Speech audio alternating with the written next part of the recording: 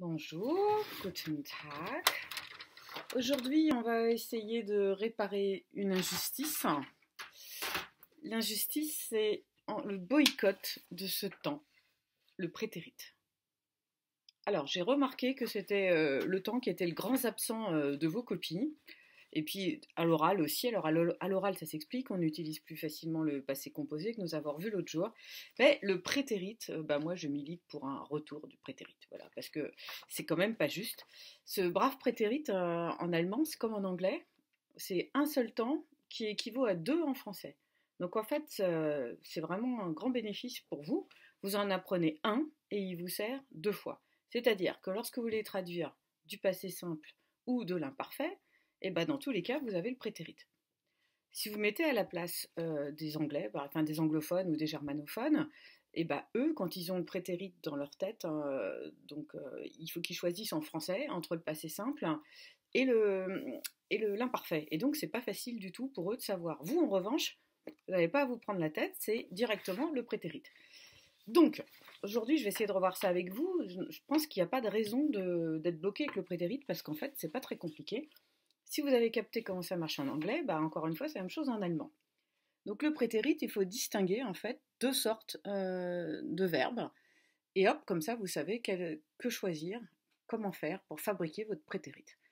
Alors, soit vous avez des verbes forts, comme en anglais, les verbes irréguliers. Alors là, c'est très simple, c'est toujours la même méthode. Je sais que vous ne plaît pas beaucoup cette méthode, mais pourtant, il n'y a rien d'autre. Il faut les apprendre par cœur. Alors j'ai mis un cœur, comme si vous aimiez aussi ces verbes forts, parce que finalement, c'est pas très compliqué non plus, les verbes forts. Vous les apprenez, et hop, c'est toujours ça. C'est beaucoup plus facile que dans les langues latines, par exemple.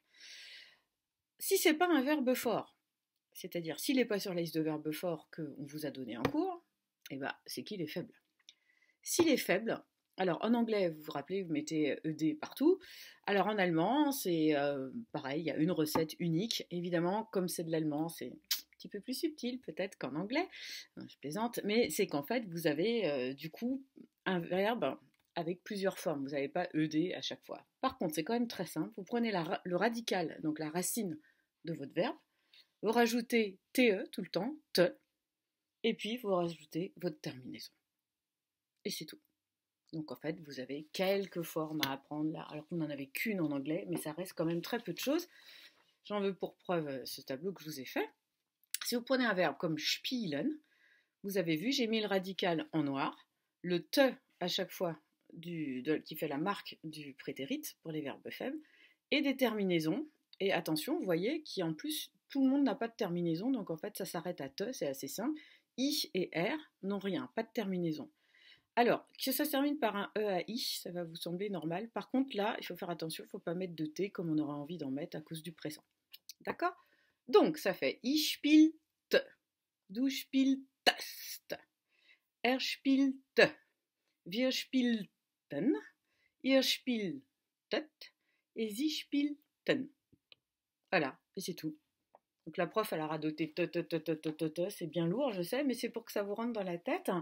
Il n'y a vraiment que ça. Et là, c'est comme pour le futur la dernière fois, il n'y a pas de saison 2 qui suit, tout est là. Donc, moi, je trouve que rien ne vous empêche d'utiliser le prétérit. Si vous avez compris comment ça marche en anglais, en gros, c'est la même chose en allemand.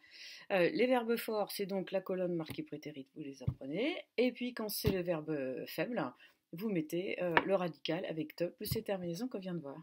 Voilà, et c'est tout. Alles klar. Tschüss.